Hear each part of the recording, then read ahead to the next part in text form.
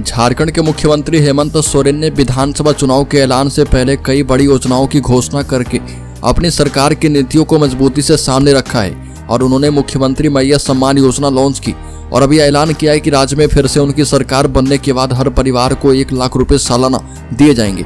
मैया सम्मान योजना के तहत हेमंत सोरेन ने गठबंधन सरकार की ओर से झारखंड में 21 से 50 साल की महिलाओं के लिए सालाना 12,000 रुपए दिए जाने की घोषणा की है। सोरेन सरकार ने झारखंड में 48 लाख महिलाओं को इस योजना से जोड़ने का लक्ष्य रखा है और हर महीने की 15 तारीख को महिलाओं के बैंक खाते में मैया सम्मान योजना की राशि के रूप में 1,000 रुपए भेजे जाएंगे। हेमंत सोरेन के इस तरह के ऐलानों की वजह से राज्य में सरकार बनाने की कोशिश में जुटी बीजेपी पर दबाव बढ़ गया है। बीजेपी इस बार झारखंड के चुनाव में अवैध घुसपैठ और डेमोग्राफिक चेंज को मुद्दा बनाने की कोशिश कर रही है। बीजेपी को उम्मीद है कि विधानसभा चुनाव में इन मुद्दों से उसे मदद मिल सकती है। झारखंड में अक्टूबर में विधानसभा के चुनाव होने हैं और मुख्यमंत्री हेमंत सोरेन राज्य में इंडिया गठबंधन की वापसी के लिए पूरी ताकत लगा रहे। हेमंत सोरेन 28 जून को जेल से बाहर आए थे और इसके बाद से ही उन्होंने एक के बाद एक ताबड़तोड़ घोषणाएं की है और पूरे राज्य का दौरा कर रहे झारखंड में इंडिया गठबंधन लोकसभा चुनाव के नतीजे से भी काफी उत्साहित दिख रहा क्योंकि इस बार उसकी सीटें बढ़ी है।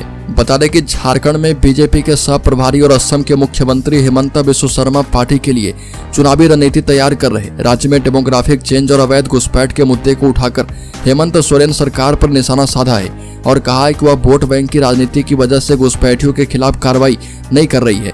शर्मा की रणनीति बीजेपी के कार्यकर्ताओं को लामबंद करने और विपक्ष को घेरने की कोशिश का हिस्सा है। बता दें कि बीजेपी के लिए सीट बंटवारा भी अब मुसीबत बन चुका है।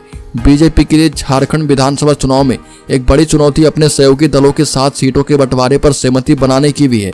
हिंदुस्तानी अवाम मोर्चा और जनता दल यूनाइटेड ने विधानसभा चुनाव लड़ने की तैयारी शुरू कर दी है और ये भी कहा गया कि वो 5 से 6 विधानसभा सीटों पर चुनाव लड़ने की तैयारी कर रही है। वहीं जेडीयू ने भी झारखंड में 11 विधानसभा सीटों पर चुनाव लड़ने की घोषणा की है।